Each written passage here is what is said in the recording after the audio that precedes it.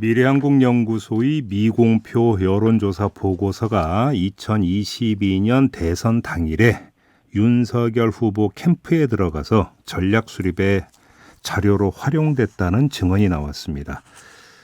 그 관련 내용을 폭로한 주인공인데요. 신용한 전 서원대 석좌 교수 전화로 만나보겠습니다. 나와 계시죠? 네, 안녕하세요. 신용환입니다. 네, 안녕하세요, 교수님.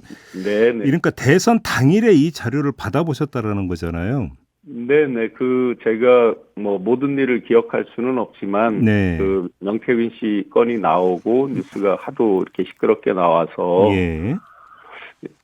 옛날에 뭐가 있었지 하고 보니까, 미래 한국이라는 게 보이는 거예요. 그래서, 뉴스에서 이거 많이 본 건데 하고 보니까, 쭉 여러 가지가 이제 기억이 나고 그랬습니다. 그래요.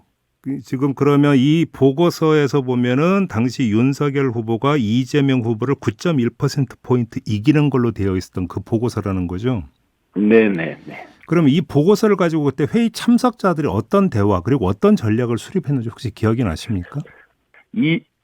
평소에 이제 보면 어떤 데이터를 통해서 어디가 취약하다, 어디를 더 직접적으로 보강해야 된다, 어느 세대를 보강해야 된다, 어느 지역을 보강해야 된다, 이런 것들이 이제 많이 이루어지는데, 네. 그때, 이 보고서가 있는 3월 8일, 그 다음날 3월 9일 날은 선거날이에요, 마지막. 그러니까요. 그런데 그 전날까지는 상당히 캠프 분위기가 좋았어요. 굉장히 느슨한 분위기였어요. 왜 그랬냐면 대부분의 여론조사가 8에서 한 12% 이기는 쪽으로 얘기를 많이 들었어요. 회의 시간에도 그랬고. 네네. 그랬는데 당일날 굉장히 아침부터 비상이 있었어요. 이상하다. 현장에서 출구조사 앞에서 이제 당 관계자들이 지켜보고 전국 각 지역에서 올라오는 게 생각보다 부진한 것 같다. 그때는 이제 초비상처럼 여러 차례 이제 어디를 더 독려를 해야 된다 등등등의 그게 굉장히 많았는데 결과적으로 이 페이퍼를 보면 겉으로만 보면 9.1%를 이기는 걸로 돼 있지만 거기에 중요한 게 있어요. 그 페이퍼에. 네. 그래서 아마 평소 쭉 이기는 추세걸로 좀 평소에 편안하게 널널하게 이렇게 왔다가 사전투표에서 이재명 당시 후보가 상당히 많이 득표한 걸로 이렇게 되고 하니까 당일날 또 보니까 투표율이 떨어지고 그러면서 굉장히 초비상이 걸렸던 것 같아요. 일단 좀 제가 질문 드리는 취지는 이게 대선 당일이잖아요. 네네. 대선 당일이면 선거운동이 끝난 날이고 별도의 투표 동료는 많이 할 수 있는 거기 때문에. 투표 동료 차원에서? 네네네. 네네, 알겠습니다. 지금 이 미래한국연구소 보고서가 9차로 되어 있던데요. 네네. 혹시 그러면 그 이전에도 미래한국연구소 보고서를 보신 적이 있습니까? 그 회사가 유명했거나 뭐 했다 그러면 더 기억을 잘했을지는 모르겠는데요. 네. 막상 이제 회의를 들어가 보면 실무상으로 보면 특별히 여연 이런 게 관심이 아니라 미래한국이 관심이 아니라 통상은 몇 퍼센트 차이야, 어디가 더 어느 지역이 갑자기 쳐졌어, 뭐 이런 내용이 주를 이루기 때문에 그렇게 기억하지는 못합니다. 그러면 대선 당일에 이 보고서를 보실 때 네네. 이 보고서만 단독으로 제출이 된 게 아니라 여러 가지 여론조사 보고서가 함께 그러니까 그 보고가 됐던 겁니까?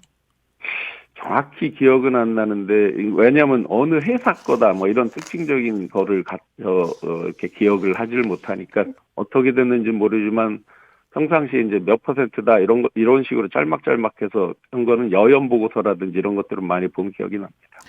지금 교수님께서 네네. 이 미래한국연구소 보고서를 PDF 파일로 전달받아서 지금 컴퓨터에 보관하고 계시다고 이번에 발견을 하신 거잖아요. 네네. 그러면 다른 여론조사 보고서도 PDF 파일로 혹시 전달을 받으신 적이 있습니까? 그렇다면 이것도 역시 컴퓨터에 보관되어 있었어야 될 것 같아서 드리는 질문입니다. 지금 일단 제가 저장한 거 하나를 찾아봤고요. 네. 평소에 그렇게 꼭 PDF로 받았다, 이렇게 매번 PDF로 받는다 이런 거는 아니고요. 네. 그래서 제가 또 다른 것도 더 찾아봐야 되는 상황입니다. 아무튼 지금까지는 교수님 컴퓨터에서 그러니까 발견한 파일은 이 파일밖에 없다 이런 말씀이실까요? 뭐 일단은 그런데 제가 이제 파일도 있고 그다음에 그 선거 끝나고 종이 박스로 된 것들인데 이사하면서 이제 창고에 넣어놨던 걸 좀 찾아야 되는 상황입니다. 종이 박스가 또 그러니까 서류 박스가 또 따로 있습니까? 있을 수 있죠. 그럼 아직 그 박스는 확인을 안 하신 거고요? 안 한 게 아니라 제가 이게 뉴스에 나오고 나서 그 네. 뒤에 뭐 기자분들이 진짜 뭐 하루에 몇십 통 이상 전화가 와서 예. 하루 종일 지금 이틀 동안 아무 일을 하지 못해서 뭐 전혀 다른 적이가 없었어요. 알겠습니다. 네네네. 역시 가장 핵심적인 관심사는 그러면 그날 이 여론조사 보고서 파일 형태의 여론조사 보고서를 누구에게 전달받았느냐 이게 지금 핵심인 것 같은데 지금 윤재옥 이철규 의원 쪽에서는 이건 본 적도 없는 자료다. 미래한국연구소는 모른다 이렇게 부인을 했거든요. 혹시 좀 더 기억이 나시는 건 없습니까? 일단은 제가 특정하게 누가 뭐 이거를 해서 항상 뭐 이거를 다뤘다 이런 식으로 특정을 한 기억은 없고요. 전혀 그런 말을 한 적이 없어요. 원본 영상을 보시면. 특히나 이제 선거 다 끝나던 당일날 전체적으로 아마 다른 캠프도 다 마찬가지였겠죠. 전체적으로 톡방 이런 것들은 삭제를 다 폐쇄하거나 삭제를 그 각각 책임자들 그 책임 하에서 단톡으로 하고 이런 것들도 다 폐쇄가 되고 그래서 정확하게는 몇 명이 어떻게 받았는지는 제가 알 수가 없습니다. 교수님, 이제 이게 전략회의 단위에서 이 보고서가 제출이 됐다고 전제를 한다면 네네. 당시 전략회의 멤버들은 몸이 10개라도 부족해서 시간을 쪼개 쓰는 분들이었을 맞습니다. 거 아닙니까, 당시에. 네네. 맞습니다. 그런데 이거를 파일로 전달을 한다라고 하는 것은 사실 좀 그 상황을 염두에 둘 때 바로 네네. 인쇄된 것을 전달을 해서 그 자리에서 보고 뭔가 전략을 수립하게 하는 게 상례일 것 같은데 파일로 전달했다는 것을 어떻게 이해를 해야 될지 좀 정리가 필요하거든요. 이제 기억에 이제 그날 같은 경우는 막 아침에 일찍 아마 제가 기억나는 게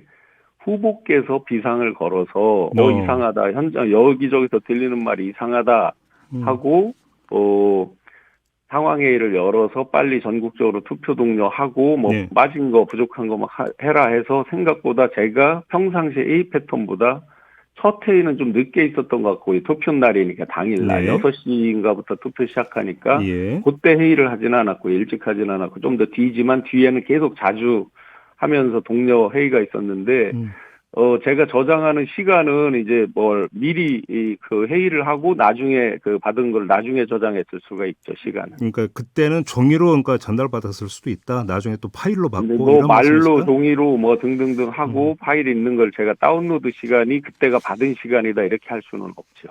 다운로드 시간이 받은 시간이 아닐 수도 있다. 네. 왜냐하면 먼저 회의를 하고 제가 보통은 정책본부 사무실로 돌아와서 이제 전체를 또 확인하고 막 이러니까요. 알겠습니다.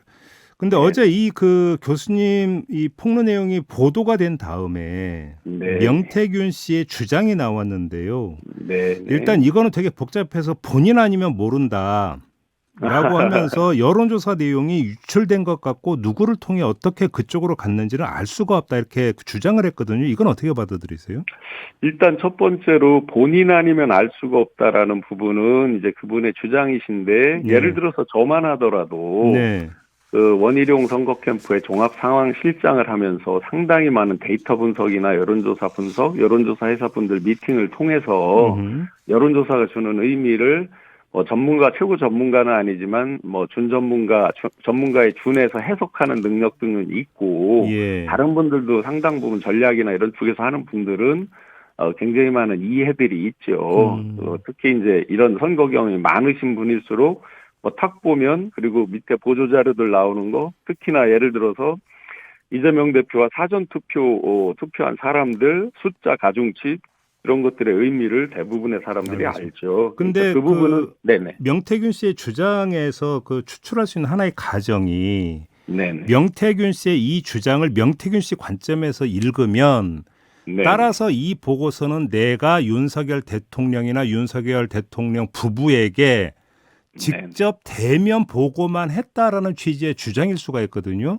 네네. 만약에 이런 가정이 성립이 된다면 네네. 이런 보고서가 어떻게 캠프까지 흘러왔는가라는 경로를 추적한 하나의 단서가 될 수 있기 때문에 지금 질문을 드린 거거든요. 혹시 이게 윤석열 대통령 측에서 전달됐다는 얘기는 들으신 바가 없으십니까? 그런 말은 들은 바는 전혀 없습니다. 그래요? 그리고 명태균 씨 주장대로라면 본인이 내부적으로 보려고 뭐 작성했다 이런 식으로 어디 인터뷰를 했다는데 네.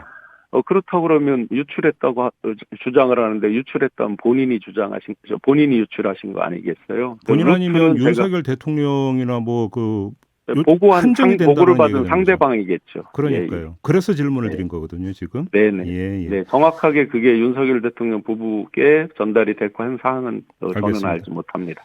그 당시 선대본부에서 청년본부장을 지냈던 장해찬 전 국민의힘 최고위원이 네, 교수님을 두고 네. 이런 미공표 여론조사는 본 적이 없고 교수님은 핵심이나 실세가 아니라 원희룡 전 장관이 정책본부장이 되면서 소위 말하는 딸려온 식구였다. 그렇게 중요한 인물은 아니었다는 취지로 주장을 했는데 어떤 말씀 주시겠습니까?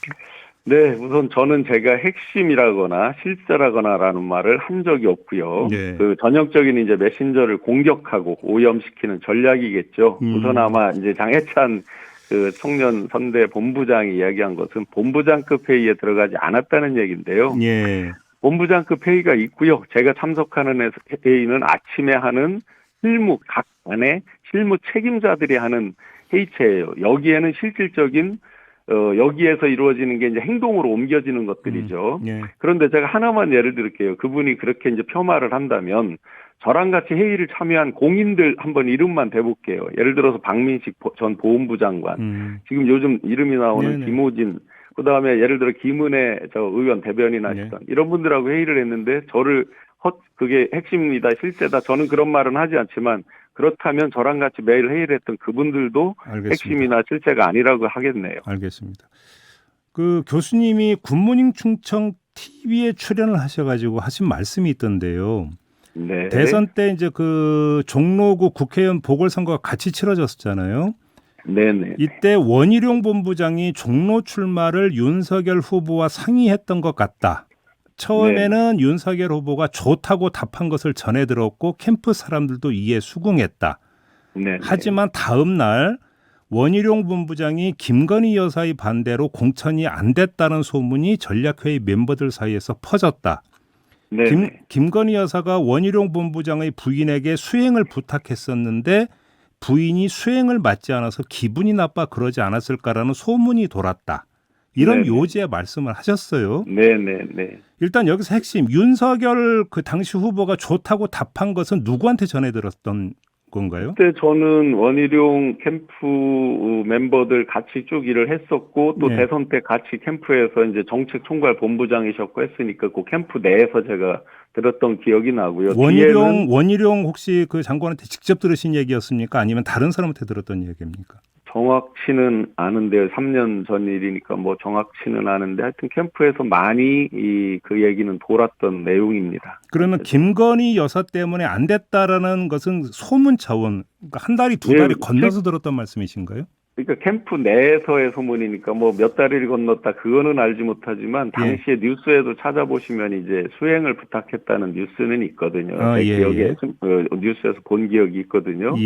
그러면서 이제 그게 수락이 안 되거나 실행이 안 되면서 더 기분이 나쁘셨다 뭐 이런 식으로 이제 많이 소문들이 있었습니다. 그러면 이게 캠프 안에서 이야기가 이렇게까지 돌았다라면 원희룡 장관도 그러니까 뭐라고 한마디 뭐 주변 분들 예를 들어서 교수님이나 다른 분들한테 했었을 것 같은데 일체 말이 없었습니까?